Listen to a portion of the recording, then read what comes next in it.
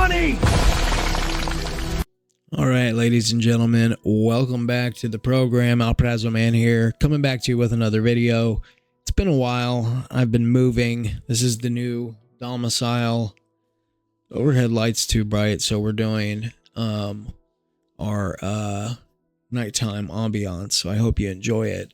Anyways, the Wuthering Waves 3.6 live stream just wrapped up, and there's a lot that I could say about it, and a lot to cover about the new resonators, a lot to get into when it comes to Jingran and Jingzhao, however the fuck you say it. We'll figure that out eventually. But anyways, I wanted to talk about something different today. I want to talk about reruns and what the patterns lately kind of show, and I think what we can expect going forward, because it means a lot if you're f2p. Reruns matter a lot if you're free to play, okay? It's just the nature of the beast. So let's get into it. Before we do, please remember to subscribe to the channel. Liking the video matters as well, but every little subscription helps my small channel. Those first 200, 300 subs are so hard to come by. And so any of you guys that like small channels and maybe mixing it up with something different, not just your standard stock same tontas tectone bullshit, if you guys are tired of that nonsense, come on over to Alprazo Man's channel and hang out with me, and I'll try to entertain you a little bit more. And I'm just kind of a normal dude, right? I'm just a dude with a camera that likes playing Wuthering Waves. I don't know. Anyways, let's get into the video.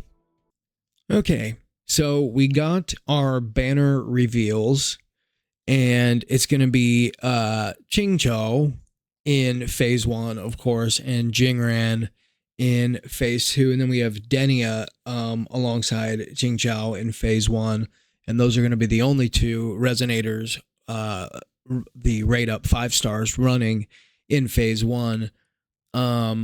So a little bit interesting there. I think that teases that Denia is going to work well with her.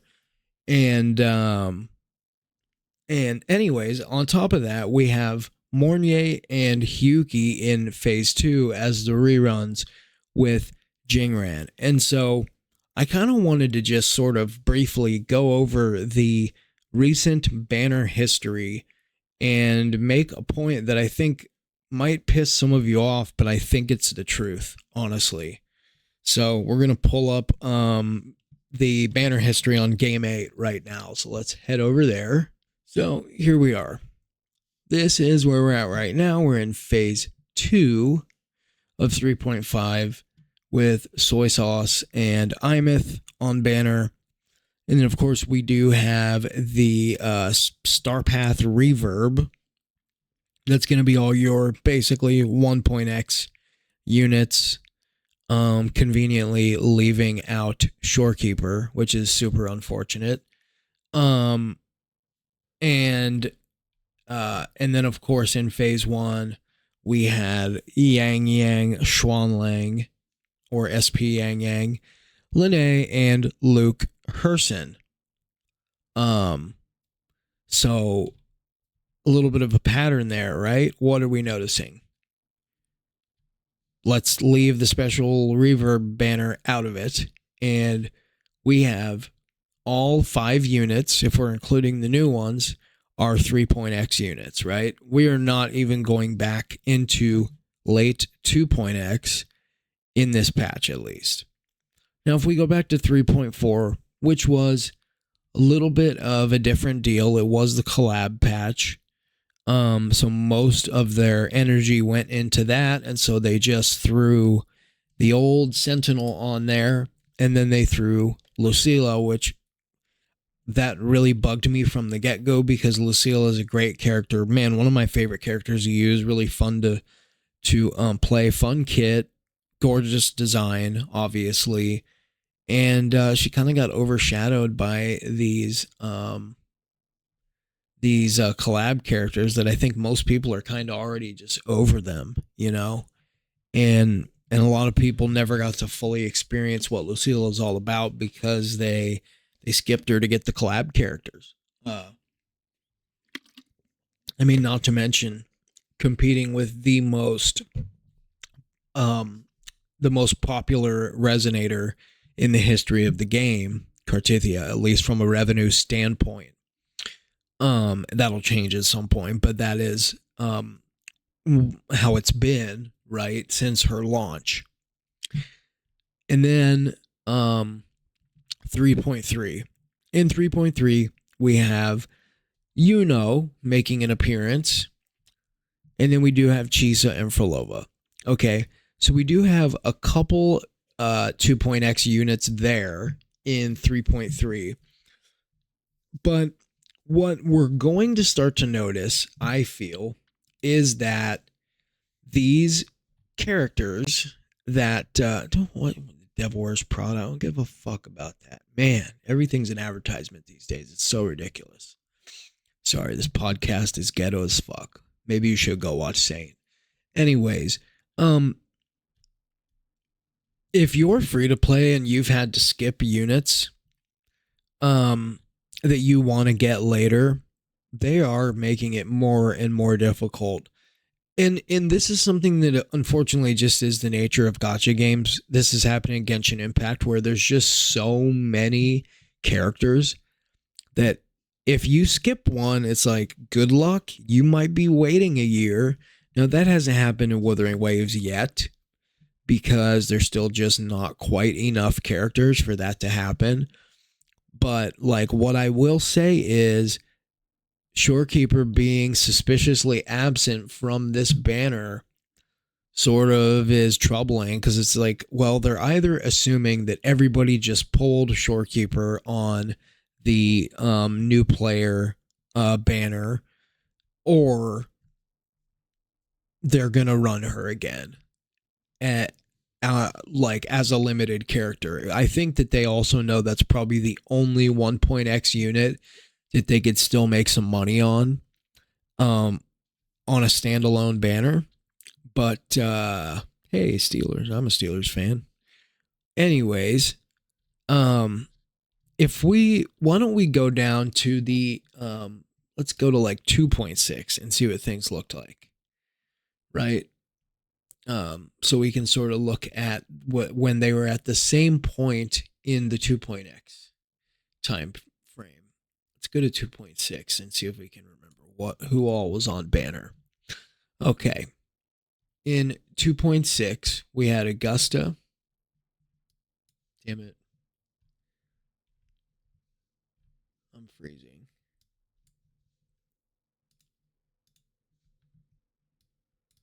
There we go.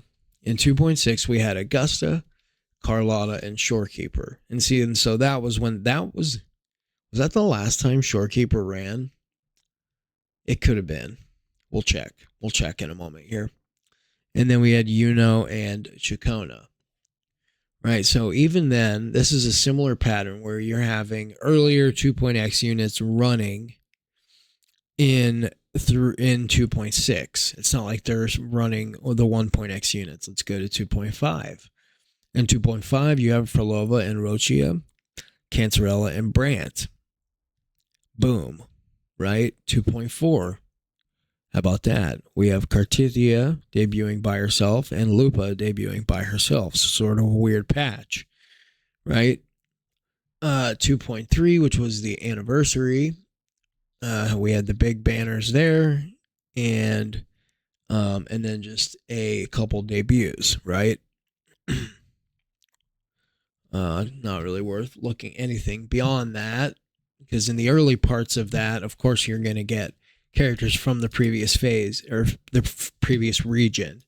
But really, it is the point that I'm trying to make is, if you are a free-to-play player that has got yourself a Hyuki team going, or you want to run an Imith Fusion Burst team, or a Yang Yang team,